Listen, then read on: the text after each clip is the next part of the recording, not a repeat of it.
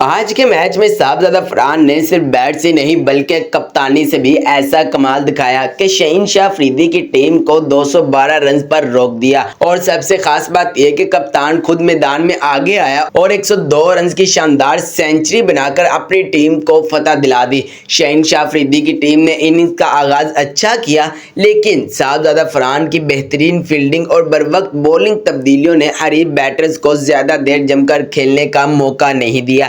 حیدر علی نے مزاحمت ضرور کی، لیکن پوری ٹیم آخرکار 212 رنز پر آل آؤٹ ہوگی۔ اب آتے ہیں صاحبزادہ فرحان کی بیٹنگ پر، جہاں اصل کہانی شروع ہوئی ہے۔ ٹی20 کے بعد ون ڈے فارمیٹ میں شامل کیے جانے کے بعد ان پر کافی دباؤ تھا، لیکن فرحان نے دباؤ کو اپنے اوپر حاوی نہیں ہونے دیا۔ انہوں نے انتہائی پرسکون اور ذمہ دارانہ انداز میں بیٹنگ کرتے ہوئے صرف 9 چوکوں اور 2 چھکوں کی مدد سے 102 رنز کی شاندار اننگز کھیلی۔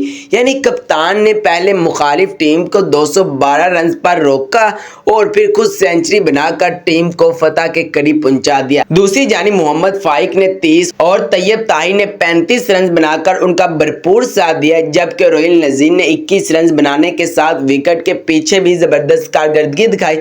خاص طور پر حیدر علی کا شاندار کیچ پکڑ کر روہیل نذیر نے میچ کا رخ ہی بدل دیا۔